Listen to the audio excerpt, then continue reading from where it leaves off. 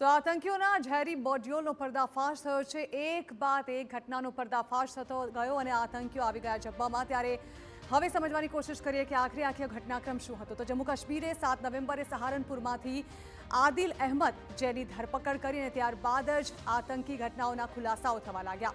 આદિલે ફરીદાબાદમાં વિસ્ફોટકો લગાવ્યા હોવાની તેણે કબૂલાત કરી અને ત્યારબાદ તે ખૂબ જ મોટા આતંકી હુમલાને અંજામ આપવાની ફિરાકમાં હતો તેવું સામે આવ્યું। અનંતનાગની જનરલ હોસ્પિટલમાં તે ડોક્ટર તરીકે પ્રેક્ટિસ કરતો। સૌથી મહત્વની બાબત તો એ છે કે આ ખૂબ જ એજ્યુકેટેડ આતંકી હતો જે પોતાના ખતરનાક ઈરાદા જે છે તેને પાર પાડવા માંગતો હતો। 2024માં અનંતનાગમાં રાજીનામું આપી તેણે સહારનપુરમાં પ્રેક્ટિસ કરી। તેના મનની અંદર આતંકી ઘટનાઓ જે છે તે પનપતી હતી।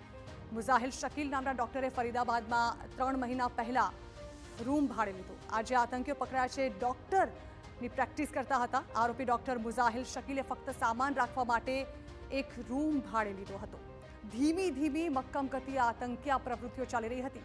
મુઝાહિલ શકીલે રૂમમાં અનેક બેગ્સ રાખી હોવાનો પણ ખુલાસો થયો છે।